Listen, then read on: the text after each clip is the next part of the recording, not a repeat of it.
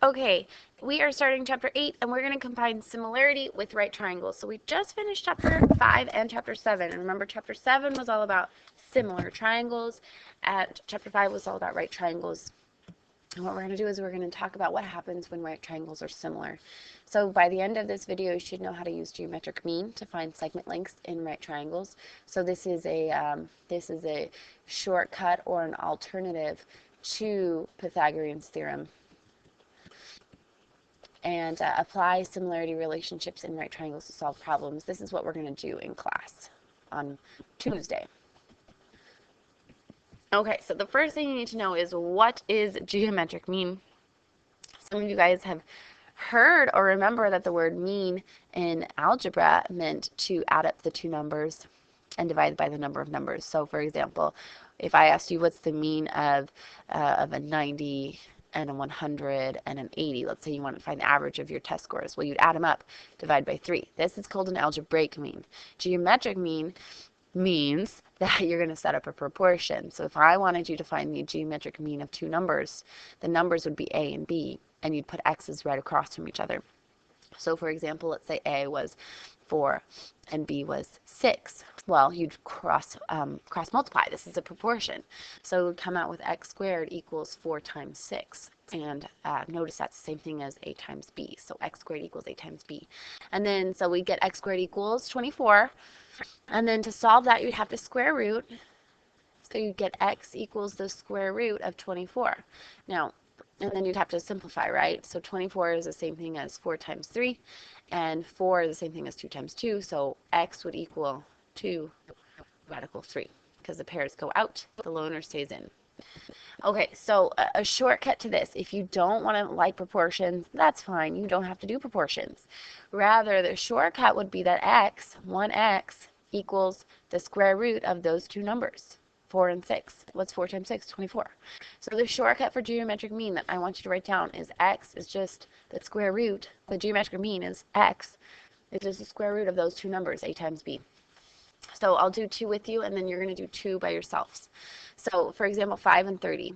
The shortcut is that x equals the square root of 5 times 30. If you don't want to do it this way, if you don't remember this, you could set up a proportion and say 5 over x equals x over 30. Again, the x's are across from each other, and then you cross multiply. X squared equals 130, and then you're back to x equals the square root of 1, I don't know why I said 130, sorry, 150. Okay, so I'm going to erase that because I don't have enough room. So x equals the square root of 150. That's the shortcut. And then you're going to have to simplify. So 15 times 10. 10 is 5 and 2. 15 is 3 and 5. There's a pair of 5s. They go out together. The loners are the 2 and the 3, so you multiply, and you get 5 radical 6 is the geometric mean of 5 and 30.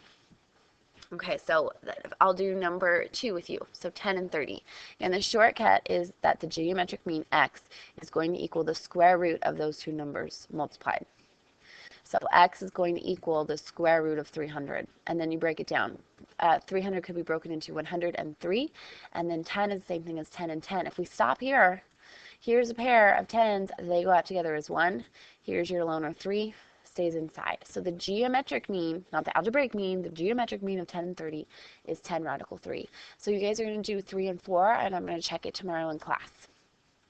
Okay, the reason why we want to do geometric mean and know what it is because we're going to eventually put it together with similar right triangles to solve for side lengths. So how we're going to do that is, first we need to know why these triangles are similar. So if you notice, we have this large triangle, triangle KJL, and it is a right triangle. And I just redrew a KJL right here.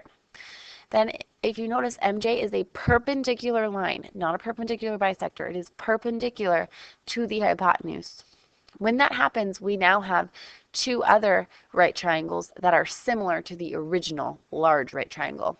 I'll call this one 2 because it's the second largest.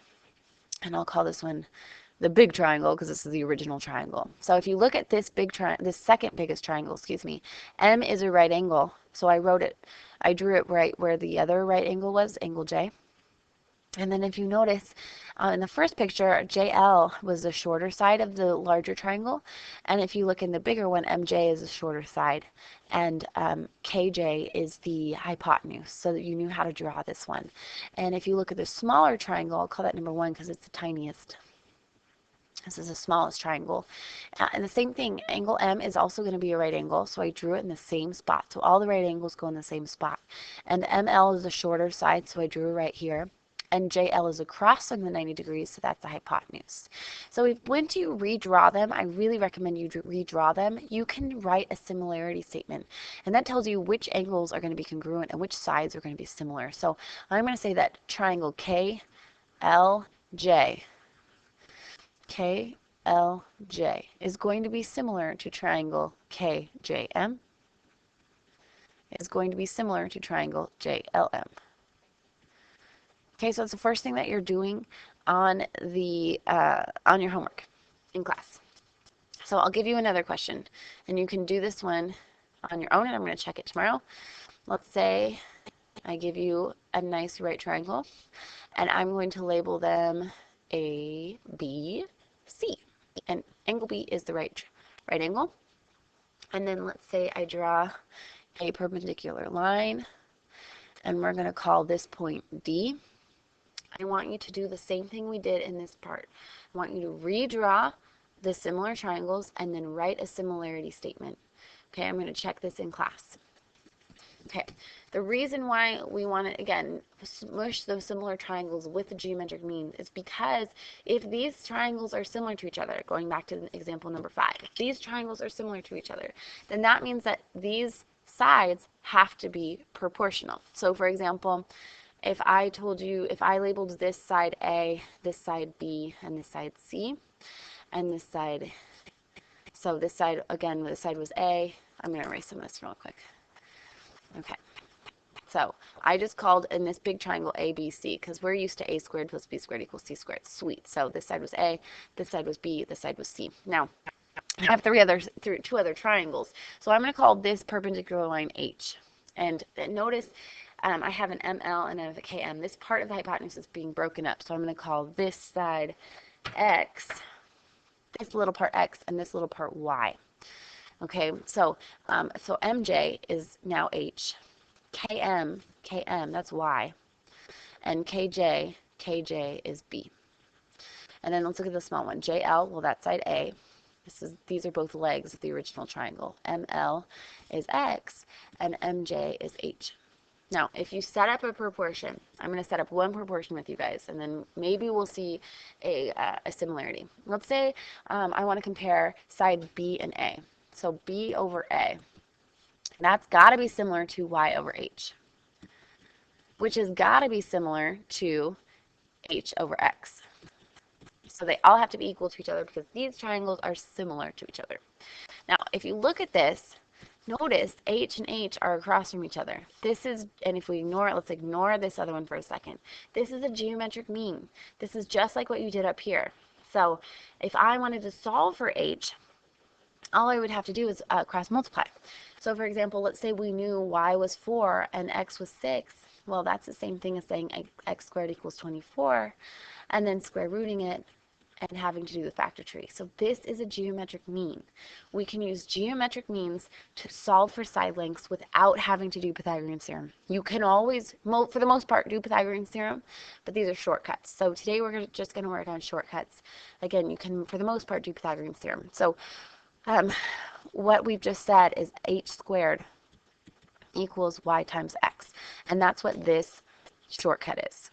So I want to just show it to you in the diagram. H squared is the perpendicular line, and I'm going to put perpendicular so you remember that, equals the two parts of the hypotenuse squared, or multiplied together. H squared, which is perpendicular side, equals the two parts of the hypotenuse multiplied together. Okay, so that's one shortcut. If you do the same thing with the comparing the other sides, you're going to get two more shortcuts, and that's A squared. So that's one leg squared is going to equal the side of the hypotenuse close to it, X. So the side of hypotenuse, not the whole thing, times the whole hypotenuse. Okay, and that's just if we didn't compare A and B, let's say we compared sides C and A, that would be, and set up proportions again, so C over A equals B over H equals A over X. You would get another set of geometric means. So these are really the two shortcuts that you're going to be using to solve problems. So write those down, and then we're going to do two quick questions about these. So here's what some questions are going to look like in class tomorrow, and they're going to ask you to just solve for side lengths. Again, for the most part, you can use Pythagorean's theorem. For the most part, sometimes you can't, and you need to know the shortcut. So again, the shortcuts are that the the perpendicular, the perpendicular side squared equals the two parts of hypotenuse. So not the whole thing. That's one. And the second thing is that the leg squared is going to equal this part of the hypotenuse closest to it times the whole hypotenuse. Okay, so I know those are really confusing, but once you get the gist of it, you'll understand that. So, for example, let's say we wanted to figure out what x was. This is the perpendicular line, right? So we're going to use this equation. It says that x squared is going to equal the two parts of the hypotenuse, not the whole thing, the two parts. Well, we don't know what this part is, but how can we figure it out? Well, they tell us that the whole thing is 25, so if you subtract 25 and 16, you're going to get 9. So now we know that the two pieces are 16 and 9. So we know x squared equals these two multiplied together. So 16 times 9 equals 144, so x squared equals 144. So that means that the square root of that is going to equal x, which is 12. Boom, done. Okay, another type of question might be something like this. In this case, this is a leg. This is not the perpendicular side. So we're going to use this part, and that's leg squared, so x squared equals the part of the hypotenuse closest to it. So this part is closest to it. That's 9 times the whole hypotenuse. Well, do we know what the whole hypotenuse of this big triangle is? Well, we know this part's 9 and this part's 16. So if you add those together, we get 25. So we have 9 times 25 is going to equal x squared. Okay, so 25 times 9 is 225. And we have to square root it. So we get that x equals 15. So this part is 15. So these are just, I know this is kind of confusing. We're going to do this more in class. Again, you can use Pythagorean's theorem to check your work. Okay, and for the most part, you can use Pythagorean's theorem. These are supposed to be shortcuts, and we'll start figuring out. You guys will start seeing the relationship between these two shortcuts. Thank you.